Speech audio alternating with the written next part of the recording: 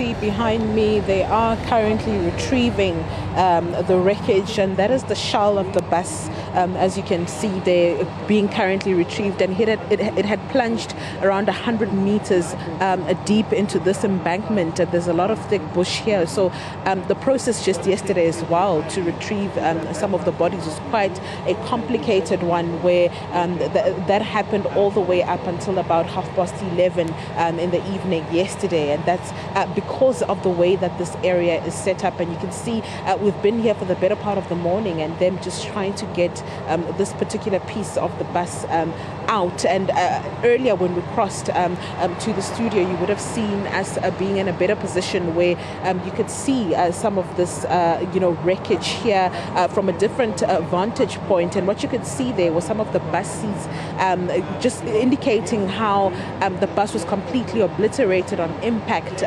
Everything is lying everywhere. The seats were completely separated from the bus. Those that you see there are not all of them, and you can only imagine what first responders saw when they came onto the scene. Quite tragic, and the carnage and the way it's set up is also quite disturbing, and it's been quite a complicated process just getting this shell out of there. We know that this bus belongs to a bus company called Pintos Transport, which is based in Tongat. We haven't seen the owners on site yet. What we saw earlier was church members from the 12 Apostles Church of Trinity here, also expressing their shock and on what has happened. They explained that the church was having several, prayers across the provinces. They do have many branches, and that bus was coming from the Richards Bay prayer, when they unfortunately, preliminary reports at this stage indicate that a tire burst and the driver lost control and then plunging into this embankment. But you would have heard the MEC there just speak to the fact that they are not, writing off the fact that this could have been caused by the driver's negligence. They're not writing off the fact that this bus could have in fact been overloaded. And when you look at how many people were rushed to hospital, we know that around 80 people were rushed to hospital. There were some that opted not to go to hospital, and we've been told that this is an 82-seater bus. There were some reports indicating that it's an 88-seater, but regardless of that, 80 people were rushed to hospital. There were a number of others who were injured who didn't opt to go to hospital, and there are 9 fatalities, so anything could be possible. And you would have heard the MEC there just speak to the fact that they're not ruling out any other thing, and this is now an investigation as they are trying to get to the bottom of what exactly took place when 9 people unfortunately lost their lives. And with those 9 people, there is a 4-year-old child, unfortunately, who lost their life as well, Michelle. So, sorry, Nobuhle, just tell us those details again. You're saying the bus capacity was for 80 people. Is that right? Indeed. So the final word that we're getting is that this is an 82-seater, and if 80 people were rushed to hospital and some and others opted not to go to hospital, it begs the question as to, was this bus really overloaded?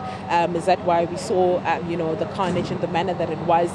Those are questions that need to be asked, and this is why there is currently an investigation currently taking place with regards to what exactly took place here. Was it really a tire burst? Was the bus driving at a speed? Because if you look at the setup of this road, Michelle, I'm going to move out of shot again. I'm not sure if you will be able to see it because of this tow truck, but the way this road is set up, it could have been that the bus was traveling at a higher speed than what it should have been because of the way in which it was completely obliterated. And you can see, you can't even see the shape or the form, or you can't even tell which part of the bus this is, because a lot of the wreckage is spread out on this at the bottom of this embankment. So you don't really know whether it was because of speed that the driver lost control and the tire burst. You don't know whether the bus was overloaded, and this is why the MEC is saying an investigation has to be done to get the complete details of what exactly happened here. Obviously, this is the accident that happened yesterday, Nobuhle. We're tracking a whole range of road crash stories this morning, 2 of which happened in Gauteng. 4 pupils killed in Davidson, 2 people killed in Soweto at the start of the day, at the start of the week. This crash happening yesterday afternoon. Did we have a chance to speak to any of the survivors of this accident? Or I suppose, did the Transport Department have that opportunity?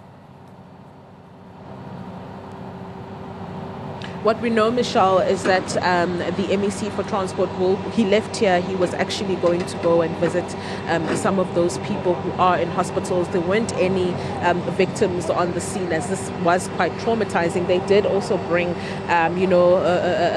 psychosocial officials onto the scene. I'm guessing they expected that some family members would come here, but this hasn't been the case. What I've seen is that the congregation of the 12th Apostles Church of Trinity are the people that are making their way here, and most of the people that are coming onto the scene outside of the officials from RTI or disaster management and other teams like the SAPS, other people are just people who are literally just driving by, or people from the congregation, but we haven't seen any victims on the scene. I understand that yesterday it was quite a traumatic scene with some people just trying to hold on to life, as you can only imagine what kind of scene this was. Bodies just spread out everywhere here. In fact, Michelle, they are asking us to move out of the way. As you can see the way that this is set up. I'm actually across the barrier line that they've created so that they can actually move this wreckage out of the way.